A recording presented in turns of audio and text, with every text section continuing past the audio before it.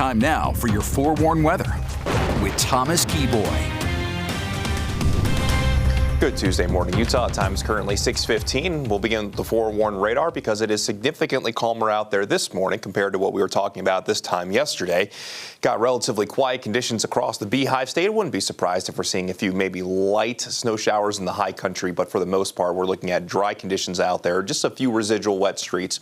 So as you get ready to hit the road, you might want to factor in some extra time, but when we show you the traffic in just a little bit, you'll see it's really not causing too many issues out there this morning. So the forewarned radar nice and quiet, and it's likely going to stay that way as we go through today, eventually resulting in a mix of sun and clouds. We're checking in with mostly cloudy skies right now. Red Cliffs Lodge and Moab, still a really pretty view in the southeastern portion of the state, while in Tooele we have that sunrise glow over the horizon.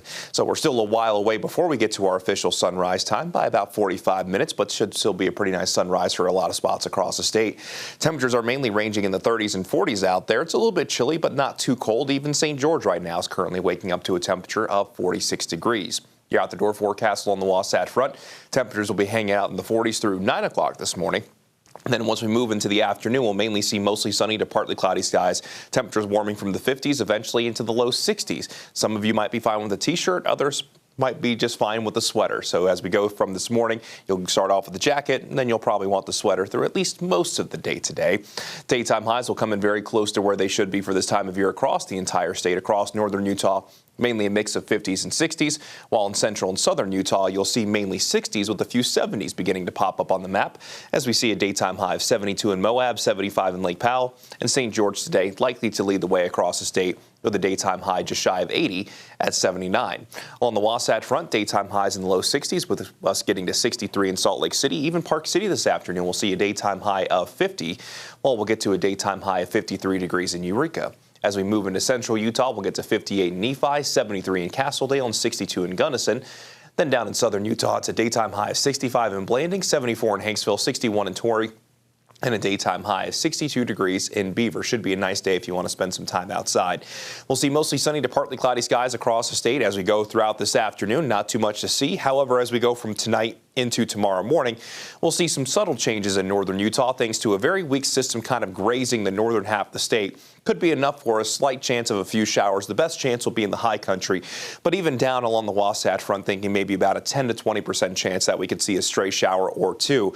By tomorrow afternoon, that weak system moves away. We're back to mostly sunny to partly cloudy skies. Daytime highs tomorrow will be very similar compared to what we find out there today, except in southern Utah where that system really won't be able to impact the weather all that much. Daytime highs will continue to warm up, and then as we go from Thursday into the end of this week, we'll start to see high pressure build in, and our temperatures will be going on a warming trend across the board. And here's a look at that high temperature trend along the Wasatch Front, with temperatures staying very close to our seasonal averages today, tomorrow, and Thursday. Then those temperatures really begin to warm up from Friday into this upcoming weekend. With our temperature staying relatively consistent and with some quieter conditions in place, unfortunately, the pollen will continue to increase. We're going to be in that high threshold today, and we're likely going back to the extreme threshold tomorrow into Thursday. With no big relief in sight, we're probably not going to see that pollen drop off until our trees are finished blooming, which is still going to take a while from now. So just a heads up for you allergy sufferers out there. In St. George, we'll go from the upper 70s today into the middle 80s. Wednesday, Thursday, and Friday, mostly sunny to partly cloudy skies, one of those wash, rinse, and then repeat forecasts. Then as we move into this weekend, into early next week, those temperatures will warm up even more, and we could be pushing 90 degrees by Sunday into Monday.